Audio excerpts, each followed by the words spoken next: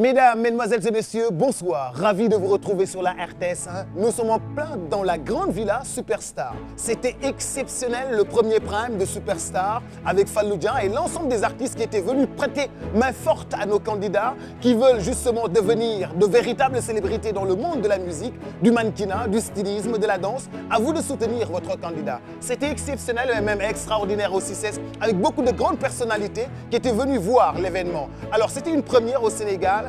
Comment les candidats ont vécu l'avant-prime? Comment les candidats ont vécu l'après-prime? Alors, qu'est-ce qu'ils en pensent? C'est des émotions extraordinaires à vivre maintenant.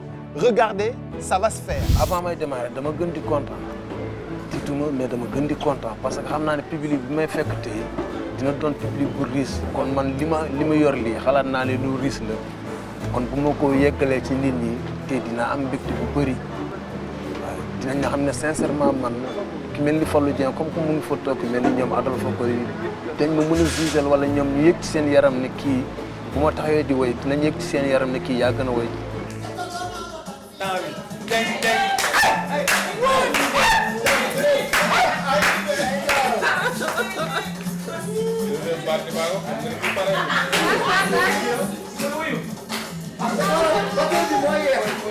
Juste avant, 5 minutes juste avant le premier time, j'étais dans un état de grande excitation.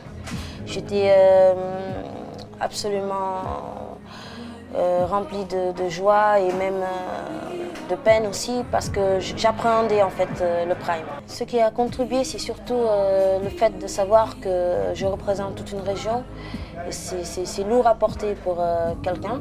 C'est un plaisir, c'est un grand honneur. Je suis fière d'être tambacounoise et vraiment, je suis fière de porter ce nom. Mais toujours, il y a cette envie de réussir pour une région, pour une famille, pour des amis. Et c'est ce qui m'a poussée à être aussi excitée.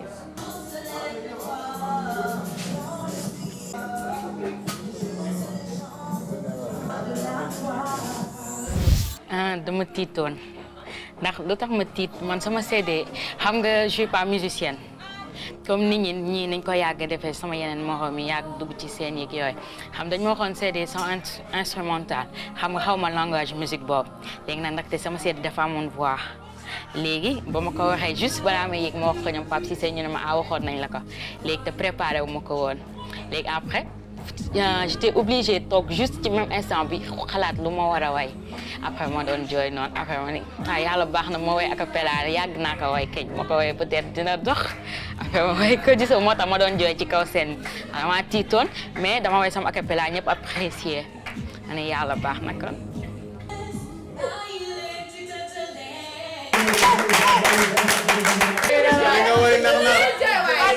Mais je pense que alors bonsoir à tout le monde. Hein. Salam alaikum, tol baluma, Afrikolu balu kontona. La fille de Kolda, elle s'appelle Salah J de Kolda. J'avais le trac, mais trac bi lu ko defoon mooy que dama xalaat lu bari. Li ma xalaat mooy que benn nit toute une région parce que balaa casting bi depuis le matin Kolda yëpp dañ ma woo presque.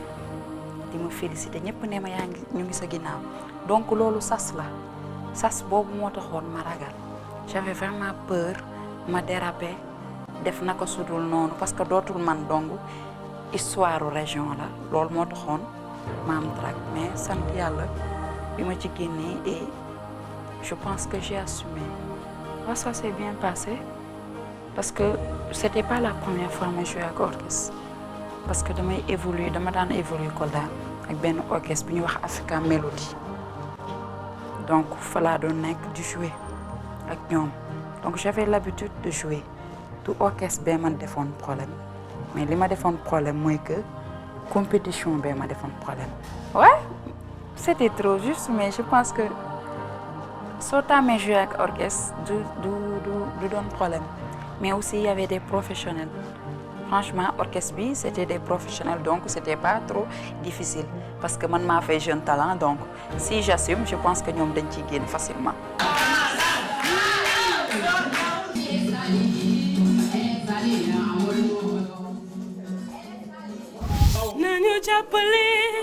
te ñu dimbale néew di doole fii ci suñu réew nañu jàppale waa Superstar. Bon, en fait, 5 minutes avant Prime wax dëgg yàlla tiituma woon nag tiituma mais am na loo xamante ne yëg naa ko ci man mooy ni que nit ñi nga xamante ne xamuñu ma te ñëw di ma supporter si loolu aussi daf ma mayoon tuuti courage quoi donc à chaque fois maa ngi doon xoolaat li ma waroon wayee nan laa war a wayee comment nan laay défouler ci scène bi nan laay occuper sama scène expression scénique bi et tout mais tiituma woon nag waaw dama doon léemu sama bopp nag parce que xam nga musique ñëpp koy déglu mala yeeg rab yeeg jinne yeeg ñëpp koy déglu ndax ñëpp ko bëgg donc c'était pas dama doon ñaan ndax tiit mais dama doon ñaan ngir aar sama bopp parce que c'est pas évident une personne normale nga taxaw devant des beaucoup de personnes comprendre nga devant beaucoup de personnes nga way mu jàll mën naa yéeg mën naa bañ a tiit yéeg rek daanu te doo xam lu la daaneel bët yeeg làmmiñ yeeg y a tout quoi au fait je ne faisais pas parce que j'avais peur mais c'était juste pour aar suma bopp.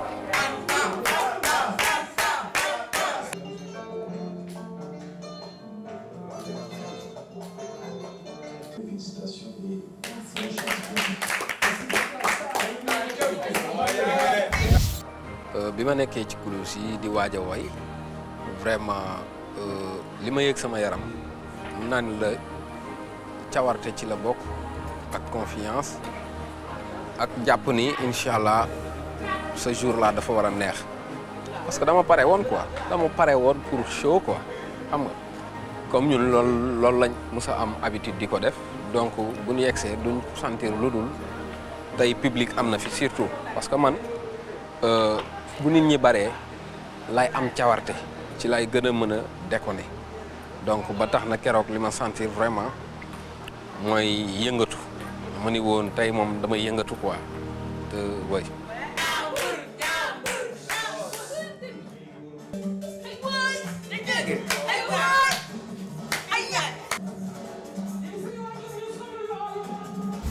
C'était pas difficile pour moi parce que moi j'ai l'habitude de jouer avec un groupe d'orchestre. J'ai un groupe à moi. Bon, nous jouons du folklore et parfois avec du matériel moderne. Par exemple, je joue avec un claviste, un batteur. Donc, je pense que ce jour-là, j'avais pas de problème.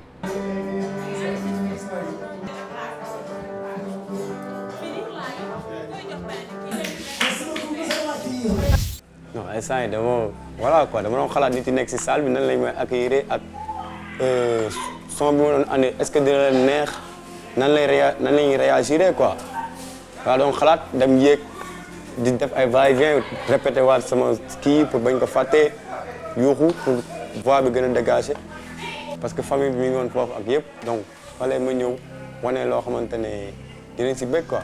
le fait que ma joué ak groupe bi keroog jàppale na ma si benn côté quoi parce que d'habitude daan naa joué ak yeneen groupe mais bokkuloon ba tey ak orchestre yi quoi lii c'était orchestre ay plus professionnel et tout jàppale na ma quoi j'étais plus confiant et tout si li ma doon def.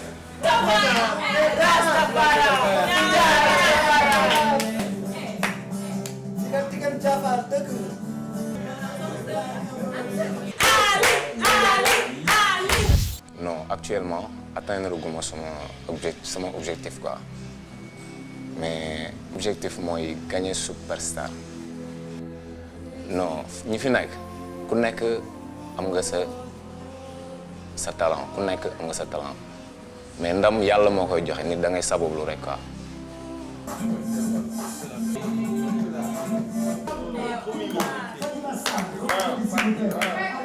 non man du ma tiit su ma ndree tiit barke Mouhamed ma toog bañ a yéeg parce que taamu ma tiit amaguma album single sax awma ko di way nit ñi di ko sentir bay jooy loolu dafa nekk lu rëy ci man daal wax dëgg yàlla te man tamit loolu may way ba nit ñuy jooy man su ma koy way damay dëgër rek mais sinon duma ko man parce que daf may marqué trop parce que damay way dafa nekk sama xol.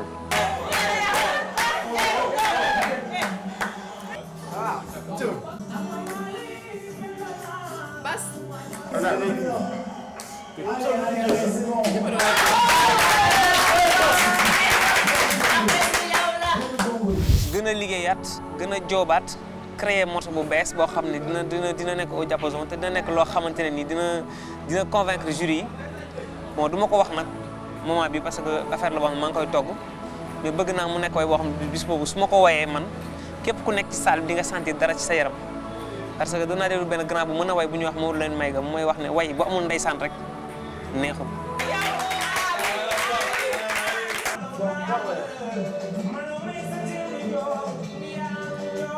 Non, je ne suis pas un professionnel.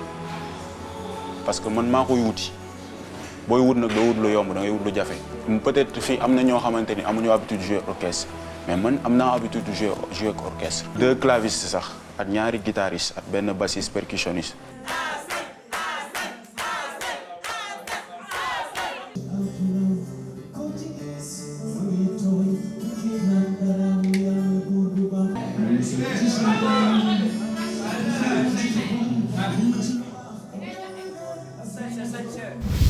prochain prime time bi moom prévoir naa indi leneen lu bees parce que comme ni que Pape Cissé waxoon l'autre jour mu ne moom dafay ñuy mu ne moom bu doon moom li mu ñuy conseillé mooy chaque prime ñu présente jury bi loo xamante ne woon joxuñu leen ko woon avant ñu jéem a indiwaat leneen loo xamante ne moo gën a kii daal nekk loolu la waxoon.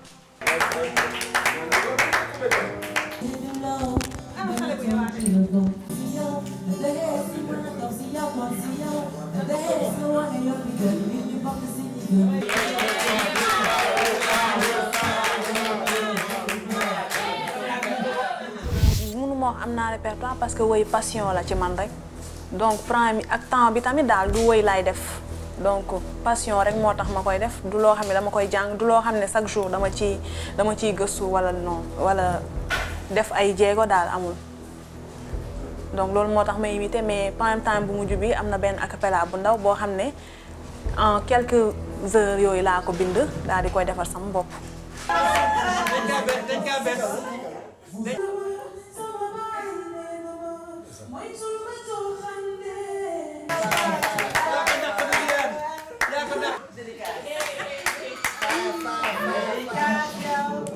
Non, pas du tout parce que symbiose lay laaj rek musique c'est-à-dire que soo jëlee accords yi kii jël bassiste bi jël claviste bi jël ñu comprendre variation yi yooyu fan la ñuy mesure yeeg yooyu introduction yi ça pose pas problème quoi su fekkee ne ñoom ay professionnels lañu moo tax bon c'était pas mal quoi la fois passée joué naa ak ñoom affaire bi jàll alhamdulilah.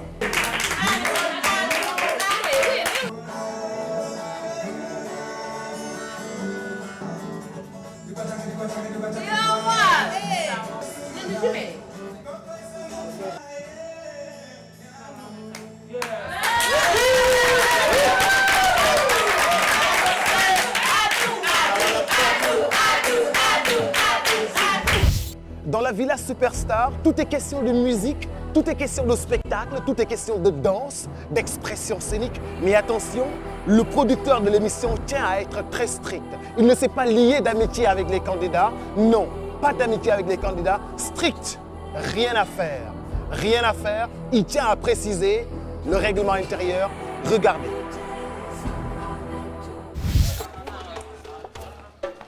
Bon, Mame Diarra. Au salon, tout le monde au salon. Hop, hop, tout le monde au salon. On est au salon, ouais. On est au salon, c'est important.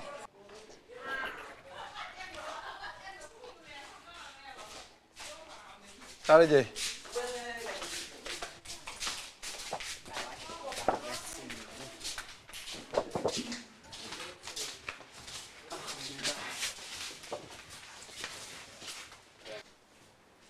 Bon maa leen waat tey nii pour ñu wax benn affaire bu important boo xamee nii dafay permettre ñun ñëpp ñu vivre en harmonie ci kër gi comme dañu bare am na ay règles yoo xam ne dañu ko respecter pour mën que tous puisse bien se passer ok lii mooy règlement intérieur bi dinañ leen ko afficher ku nekk sa néeg ci salon bi comme ça ku nekk mën a xam exactement naka la ñu doxalee fii ci villa bi ok donc point yi ñu njëkk wax mooy kenn warul tox ci kër gi am na benn zone boo xam ne réservé nañ ko fale ci gannaaw piscine bi pour permettre ñuy tox mën dem foofu di tox ok naan alcool wala drogué wu loolu yëpp dañ koy tere. sàcc tamit bu fi sàcc amee on ne voudra pas savoir kan moo sàcc wala kan moo sàccul ñëpp la ñuy sanctionné. buntu kër gi kenn amul droit génn si sans autorisation il faut que ça soit clair kenn amul droit tamit indi fi nit sans autorisation. Respecter horaire yi. heure bu ñuy wax tëdd heure boobu même à 1 minute bugguma gis kenn muy traîner. heure bu ñuy wax aussi ñu jóg arrangez-vous comme vous voulez si vous voulez ñu wutal leen ay réveil pour seen chambre mais heure bu ñuy wax dañuy ne ñi ñu war a jóg da ngeen di jóg donc heure coucher yi mooy 0 heure parce que am na ñoo xam ni soxla nañu nelaw plus tôt donc bugguma kenn di dem ci chambre yi aussi di leen déranger ni guitare ni wax ok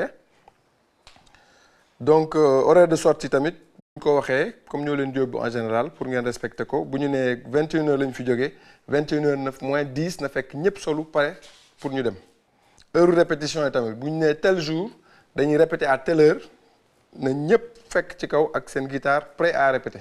Si vous avez quelque chose à demander d'ailleurs on vous avait dit pour ngeen choisir benn délégué muy jigéen ñi ak muy góor ñi ku nekk am benn délégué pour permettre bu amee un problème wala quoi que ce soit boo xam ne soxla ñëw wax ma ko ngeen envoyé kooku. Matériel bi tamit ngeen respecté ko muy matériel bi ñu leen mettre à disposition pour seen répétition yi muy matériel bi nekk ci villa bi ngeen def ko comme si seen yëfu bopp la woon. Pas de relation entre góor ak jigéen. Que ce soit ay gisanteeg ay yooyu moom c'est interdit. Actuellement vous êtes sous notre responsabilité seen parents yi dañ leen defal autorisation parentale pour ñun ñu mën leen gérer convenablement d'ailleurs boo leen seetloo dañu def 2 espaces yu différents jigéen ñi ñu ngi ci biir villa bi góor ñi yéen a ngi côté bale. Ça va de l'exclusion am na loo xam ne moom bu ñu ko fi constaté wala mu am fi da ngay nit ki day génn ci saa si y a pas de ñu jëlaat keneen koo xam ne dañ ko bàyyi woon indi intégré waat ko.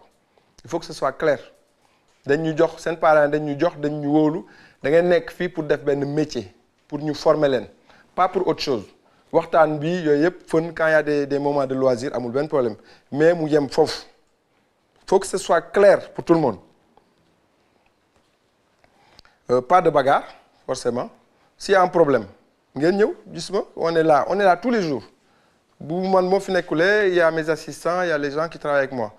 Dis leen ma ni j'ai un problème avec telle personne ñu oo leen fu ñu leen wareen oo ngeen xool ñu xool ban solution la ñu trouver mais bëgguma kenn di fi xeex xuloo moom peut-être mën na am jàppanteeg mu métti mais xeex je veux pas voir qui que ce soit muy xeex loolu moom c'est des motifs yoo xam ne exclusion tout de suite il faut que ce soit clair aussi. beneen point bi mooy bu arrivé ñuy dem di def ay prime wala ñuy génn on ne veut aucun contact ak presse bi sans pour autant ñu ñëw gis ma wala ñu ñëw wax ma. dégg ngeen loolu pas de contact avec la presse il faut que ce soit clair aussi. ku ci am question bu ñu lay poser journaliste ngeen leen aw ma droit il y a un moment boo xam ni dinañ invité presse bi soit ñu ñëw ci villa bi wala ñu ñëw ci benn endroit boo xam ni ku ci nekk presse bi dina la poser question ngeen tontu ok. boo leen di pare. am na espace bu ñu prévoir pour guitare mi ngi ci salle détente bi fale ngeen dem ranger fa seen guitare on va avoir un tableau qui va être là où on va mettre tout dessus mooy seen poids seen points yi ngeen am kan mooy numéro 1 par rapport ak jury bi votre jury bi tel ou tel prime par rapport ak votre SMS kan mooy numéro 1 loolu yëpp on va le mettre sur un tableau bon ça va vous permettre ngeen xam foo leen toll ci émission bi ngeen mën a jauger seen bopp par rapport ak seen yeneen camarades yi et tout. Mais ce qui est important actuellement, c'est ça. Le dernier point le plus important pour moi, c'est l'utilisation des téléphones portables. À partir de maintenant, là, le règlement intérieur entre en vigueur. Ça veut dire que personne n'a tout le droit d'utiliser téléphone portable. Parce que il faut considérer comme école. Classe doit être du téléphoner. OK? Donc à partir de maintenant, les téléphones portables, yep doit être table. On va prendre les noms de chaque personne collé côté téléphone portable. Chaque dimanche, jour de détente, on vous laissera 2 minutes au sein de famille. Si dans la semaine, tout s'est bien passé, vous avez bien bossé, yep nice, mën na am aussi ñu yokkal leen 10 minutes, 15, c'est à l'appréciation. Ça dépendra que de votre comportement. Travail d'équipe bi lañ gis la ñu bëgg dañ leen bëgg wan ni que ni vivre ensemble c'est pas évident mais boo leen bëggee nekk artiste tamit il faut que am na yoo xam ne da ngeen koy transcender parce que artiste du ku xam ne day nekk moom kenn ci koyam artiste toujours day am nit ñu koy wër te ñun seen capacité à vous comporter par rapport à ça la ñu bëgg xam affaire bi du ñëw rek jàngal leen woy wala jàngal leen guitare mu jeex artiste dafa am nu muy comporter woo artiste dafa am nu muy muñee artiste dafa am nu muy wane exemple lépp li ngeen di def ñu ngi ci teg bët carnet la ñu war di noter képp ku yeew di raxas wala képp ku yeew am di jàppale moromam ci lii yëpp c'est des choses yoo xam ni ça va être important qu'on va noter parce que vous êtes censé donner l'exemple aux autres un artiste on vous montre à la RTS1 ce n'est pas rien on vous voit partout dans le monde nit mën nañ ko gis mu dàq way moromam sax mais du ñu intéressé parce que comportement am bu fekkee c'est pas en adéquation ak superstar duñ la jël donc à partir de maintenant ku am portable na ma ko tegal fii on va vous laisser le choix on va vous laisser benn portable ngeen oo seen parents yi pendant tu attends qu'on te donne la parole ok ça fait partie du respect qu'on recherche chez vous maa ngi wax pare gu ma tu attends que je finisse de dire ce que j'ai à dire ok léegi on va vous laisser un portable ku ci nekk au 30 secondes ou 40 secondes sa mbokk yi wax ko nii la demee sama portable mënatuma ko yor léegi ñun vous allez donner le numéro de la maison à vos parents si quelqu'un veut vous joindre urgemment mu oo ñu ñun ñu passe leen ko s'il y a un cas urgent ok mais considérez que vous êtes en pension que vous êtes sous notre responsabilité que vous êtes là pour apprendre ok.